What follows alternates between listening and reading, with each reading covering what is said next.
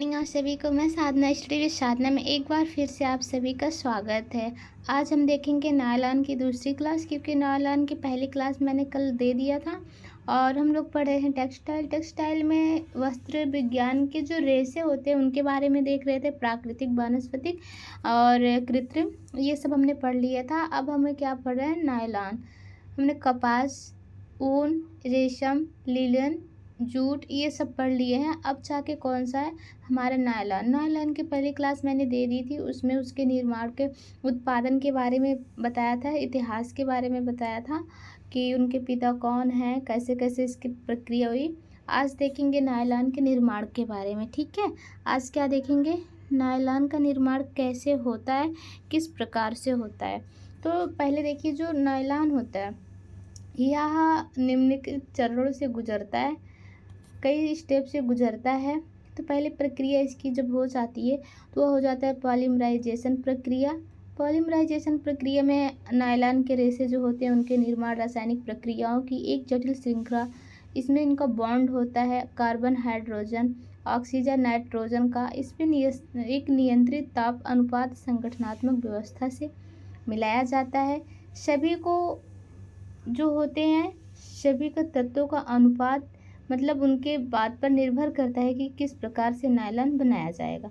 Nylon निर्माण के लिए पहले कोल तार, पेट्रोलियम, अन्य रासायनिक कच्ची सामग्रियां जैसे हेक्सामेथिलीन, डाईएमीन तथा एडिपिक अम्ल रसायनों का निर्माण किया जाता है। ठीक है, उसके बाद से पहले हमारा ये हो जाएगा पॉलीमराइजेशन प्रक्रिया। फिर क्या हो जाता है, स्पिनरेट में रेशों को निकालना। फिर क्या होता है, रेशों को खींचना। रेशों को खींचने के बाद से फिर क्या होता है, चमक कम।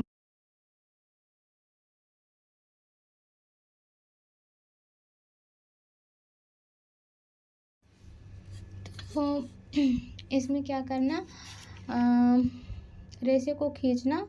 उसके बाद से क्या किया जाता है, खींचने के बाद से फिर उसमें चमक कम किया जाता है। और उसके बाद से हम जो चमक होती है इसमें अनोखी होती है, आंखों में चुभने वाली होती है। तो इसकी क्या होती है, चमक ऐसी ना हो कि पहनने वालों की शोभते जो है बिगड़े, या देखने वाले उसे क्या हो, सुशोभित होने से ज़्यादा मतलब भड़कीले ना लगे, तो ऐसा करते हैं। ठीक है, तो इसकी निर्माण प्रक्रिया में हम दिखाते हैं कि मतलब क्या क्या हुआ है, प्रक्रिया कैसी कैसी हुई है, हम इसके बारे में जानेंगे। ठीक है, देखो सबसे पहले क्या होता है, नायलॉन का निर्माण कैसे होता है, हेक्सामेथिलीन। ठीक है, हेक्सा मिलिथिलीन डाई एमीन एडिपिक अम्ल नायलॉन का एक साल्ट बनाते हैं। ठीक है, इसको मिला के नायलॉन का एक साल्ट बनाते हैं। उस साइलैंड को, जो नायलॉन का साल्ट होता है, उसको ऑटोक्लेव में गर्म करते हैं, कोई बर्तन में गर्म करते हैं। फिर गर्म करने के बाद से लीनियर सुपर पॉलीमर, ये जो होता है एक पॉलीमर बन जाता है, लीनियर सुपर पॉलीमर बन जाता है। फिर क्या करेंगे, उस लीनियर सुपर पॉलीमर को कास्टिक चक्का से गुजारा जाता है। एक कोई कास्टिक चक्का होता है, उसमें गुजारा जाता है चक्के को, उसमें डाल के, जैसे कोई कुछ तैयार करना होता है, गोला गोला सा करके उस चक्के में डाला जाता है। फिर क्या होता है, नायलॉन का एक रिबन तैयार हो जाता है। ठीक है, सबसे पहले क्या होता है, सबसे पहले जो हेक्सा मिलिथिलीन है, डाईएमीन एडिपिक अम्ल, इनको क्या करते हैं, एक नायलॉन का घोल बनाते, सॉल्ट बनाते हैं। फिर उस नायलॉन के सॉल्ट को ऑटोक्लेव में गर्म करते हैं। फिर गर्म करने के बाद से एक सुपर पॉलीमर तैयार करते हैं, लीनियर सुपर पॉलीमर तैयार करते हैं। फिर उस लीनियर सुपर पॉलीमर को क्या करते हैं, उसको कास्टिक चक्का से गुजारते हैं। फिर नायलॉन का जो रिबन होता है उसको तैयार करते हैं। ठीक है, फिर उसको तैयार करने के बाद से नायलॉन के जो रिबन होते हैं उसको ठंडे पानी में, ठीक है, रिबन को जमाया जाता है। जैसे हम कोई घोल तैयार करते हैं, फिर उसको कोई बर्तन में क्या करते हैं, ठंडे पानी डाल के रख देते हैं, फिर उसको ऊपर से रख देते हैं, फिर वो ठंडा हो जाता है, रिबन क्या होता है, जम जाता है। ठीक है, जब वह जम जाता है, जब रिबन जम जाता है, जमने के बाद से क्या होता है, जमा हुआ जो रिबन होता है, क्या होता है, जो जमा हुआ रिबन होता है उसे हम क्या करते हैं, उसको काटते हैं। कैसे काटते हैं, छोटे छोटे टुकड़ों में, ठीक है। जमा हुआ रिबन को छोटे छोटे टुकड़ों में काटते हैं। फिर नायलॉन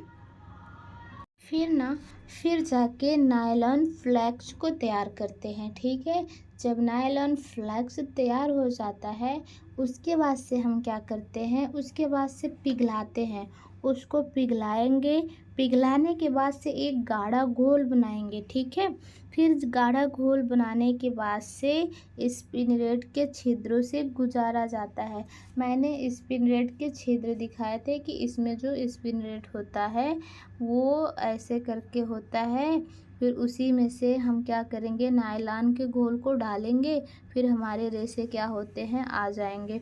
जब रेशे आ जाते हैं फिर हम उसको क्या करते हैं, पहले नायलॉन जो पॉलीमर होता है, पॉलीमर को पिघलाकर स्पिनरेट में डालेंगे। डालने के बाद वायु से वाष्प देके सुखाने की प्रक्रिया करेंगे।